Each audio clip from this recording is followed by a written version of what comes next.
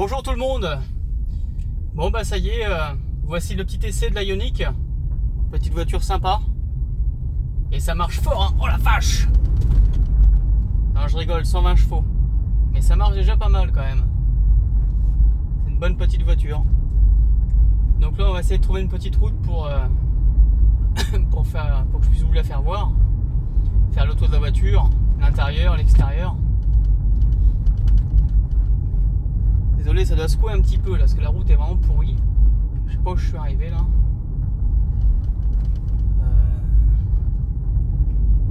C'est vraiment pourri par là. Est-ce que ça me suit? Oui. Hop. Alors. Là-bas, ça devrait être pas mal. Trouver un petit renfoncement. Donc la Ioniq, donc c'est une Ioniq 28 kW. Version exécutive, donc c'est la version c'est la haut de gamme, hein. Et donc en autonomie, là, combien là, la 94%, vous voyez, ça m'affiche 226. Donc en général, j'ai 240-244 km quand elle est à 100%. Donc pour une batterie de 28 kW, c'est pas mal. Si je regarde ma consommation moyenne, hop, vous voyez, je suis à 11,6 kW.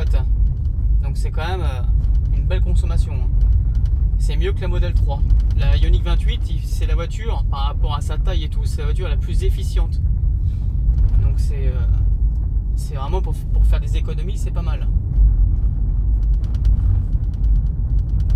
Après sinon en autonomie, ah oui, alors au niveau du chargeur, elle a le combo CCS. Donc c'est bien parce qu'on peut charger de partout. Et attendez, je me gare là parce que si je ressens plus la route. Hop. Je crois que là, je sais plus à combien on est la charge, mais je crois que c'est 80 kW, je crois, en charge, en puissance. Et sur une prise type 2, on est à 6,6 kW. Donc on peut charger en CCS et ça c'est vraiment top par rapport à la Leaf. Voilà, donc je vais vous présenter le jouet. Hop. Bon, je suis en plein champ, hein. Attends, je vais me ranger encore un peu peut-être. Bon, voilà, donc j'ai réussi à trouver un petit endroit sympa. Ouais, en plein champ là, tranquillement. Bah, oui, parce que du coup, il fallait quand même que je mette mes belles petites plaques. Et sur la route, c'était un peu limite. Donc là, voici la petite Ioniq. Donc la exécutive a la calandre noire. Et si elle était en créative, elle serait en couleur gris. Il y a les phares aussi qui sont un peu différents sous celle-ci parce qu'elle a les phares LED. Voilà.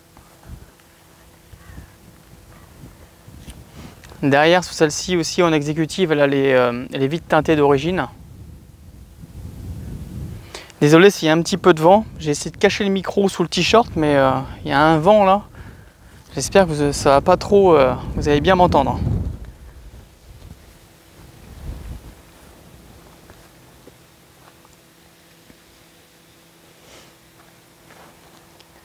Donc vite teinté sur le pare-brise arrière aussi.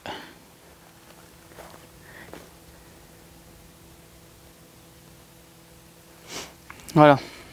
Donc ce qui est bien sur celle-ci par rapport à la Model 3, bah, c'est le coffre. C'est pas une malle là, c'est vraiment tout le haillon qui s'ouvre. Et là on a vraiment un bon petit coffre.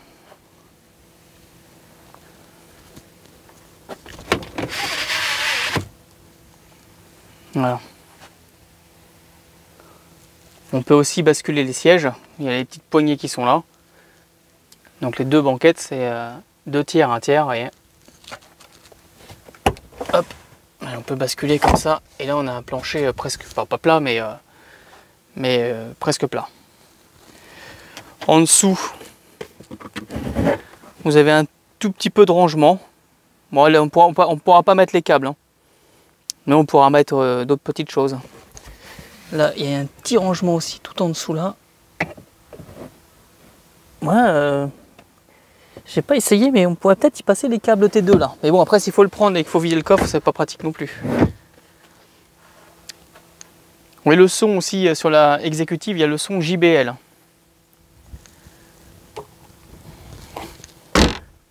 Ça n'atteint pas le niveau de la Model 3 standard, hein. La Model 3 a vraiment un super son. Mais déjà, c'est mieux que la Creative. Non, je dis des bêtises, c'est Infinity, pas JBL. Donc là, les petites commandes pour les vitres. Les rétroviseurs électriques. Donc le siège, seulement le siège conducteur est électrique, avec 2 mémoires. Donc vous avez tous les réglages ici.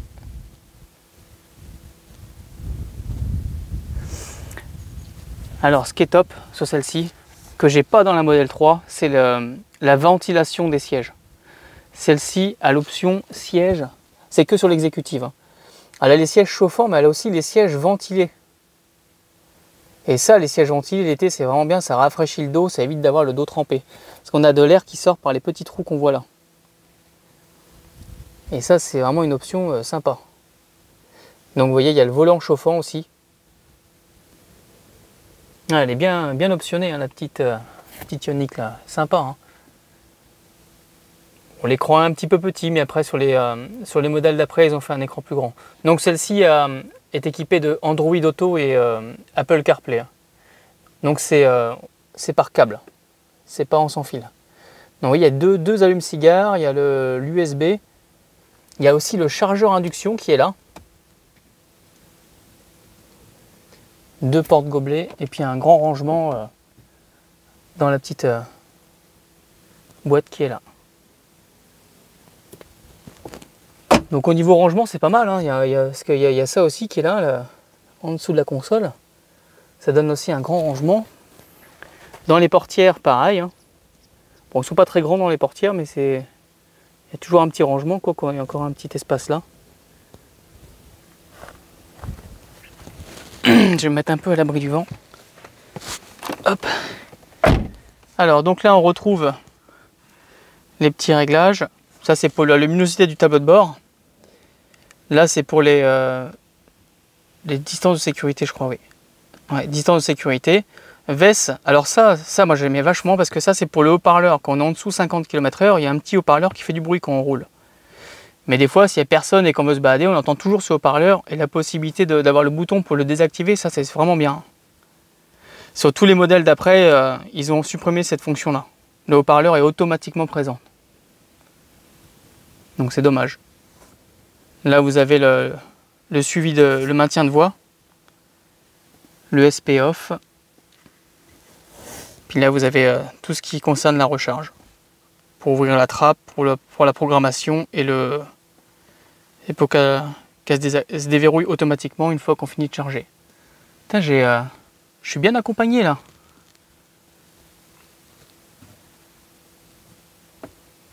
Plein de petits oiseaux là, c'est des aigrettes je crois. C'est marrant ça. Après donc tout ce qui est en compteur.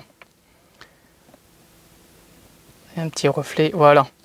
Donc là vous avez en compteur donc l'autonomie, le mode éco. Donc si je veux changer le mode, par exemple je vais me mettre en mode normal, ouais, ça change un petit peu le compteur. Et là quand on se met en mode sport, par contre ça change complètement là. Voilà. Et puis quand on accélère, l'aiguille monte. Après sur le volant, il y a pas mal de boutons aussi pour répondre au téléphone, régler le volume. Il y a aussi l'assistant vocal. Et puis là, il y a plein d'autres réglages pour tout ce qui est régulateur de vitesse. Et la distance entre les voitures aussi. Donc là, on peut changer après les tripes. Là, on peut mettre la vitesse. Bon, ça y est déjà en mode sport, mais sur le mode normal et éco, ça on l'a pas. Le flux d'énergie. Voilà, la consommation moyenne, comme je vous le disais, à 11,6. Voilà. Après, il y a l'écran principal, où là, on voit l'autonomie restante, 225, qu'on a aussi sur l'autre compteur. Puis tous les réglages hein, d'un écran normal. Hein.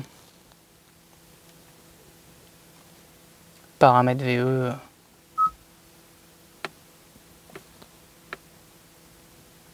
Voilà.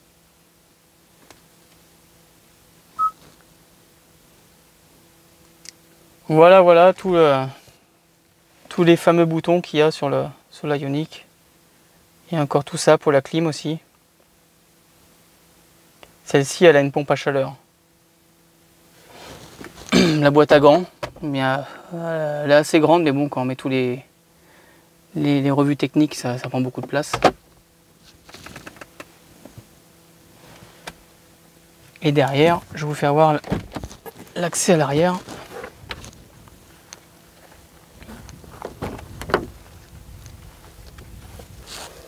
Hop.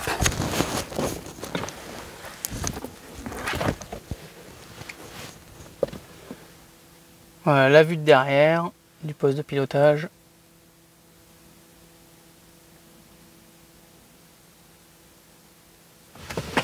J'ai oublié de vous faire voir, il y a une petite porte-lunette aussi là.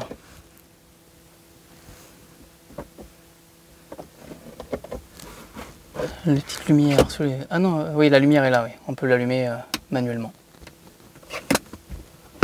Des deux côtés.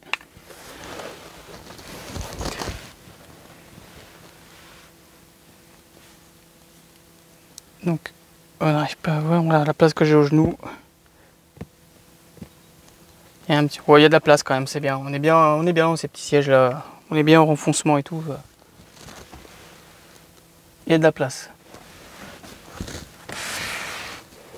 Petit porte-gobelet ici.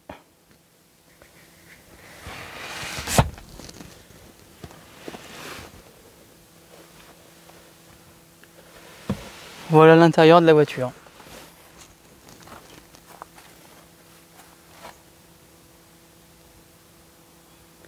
Vitres arrière électriques. Bon, maintenant je crois qu'elles l'ont toutes. Hein. Je vais vous faire voir la partie moteur.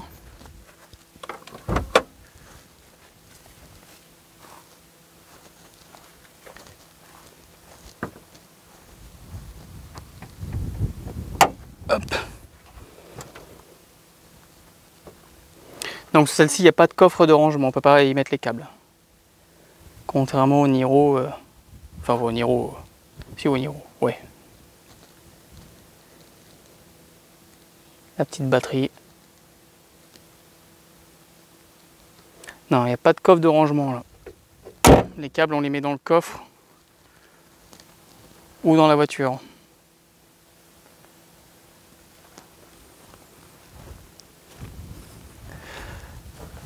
Donc elle est chaussée en 16 pouces d'origine, du 205/55/16. Donc c'est pas des grosses jantes, mais c'est ce qui permet d'avoir une super économie quand on roule avec. La fameuse antenne requin.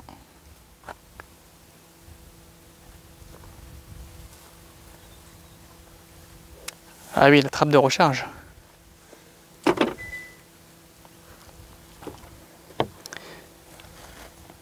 Donc là, il y a le type 2 qui est là.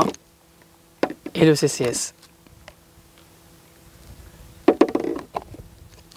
Donc là, on peut aller au superchargeur Tesla qui sont ouverts. Il y a une petite lumière aussi là.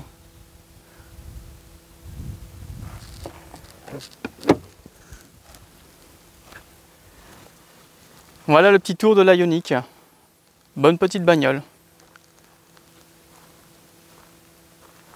Donc je vais vous faire voir, ouais, je vais me mettre là, je vais vous faire un petit départ arrêté pour que vous puissiez voir à peu près les accélérations qu'elle a. Tiens, la plaque est tombée. En plein soleil, ça tient pas. Donc voilà.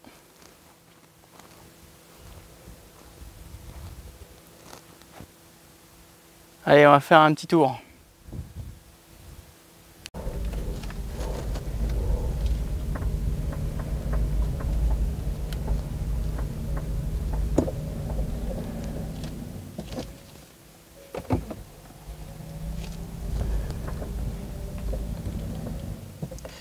Voilà, donc on va se faire un petit départ arrêté.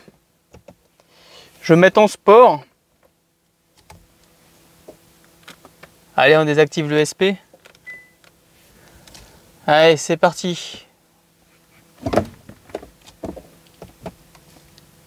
3, 2, 1, maintenant.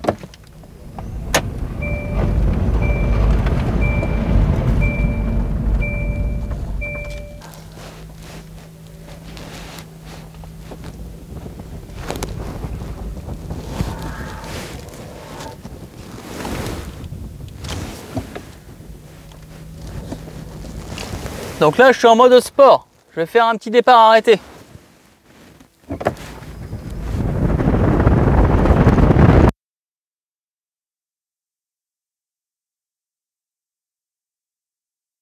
Voilà, c'est la fin de ce petit essai sur la Ioniq.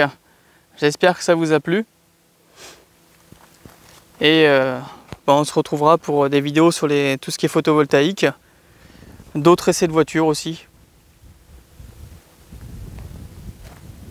Donc la Ioniq, c'est franchement, si vous voulez acheter une petite Ioniq d'occasion, parce que maintenant on ne peut plus l'avoir neuve, allez-y, foncez, hein, c'est vraiment un très bon produit.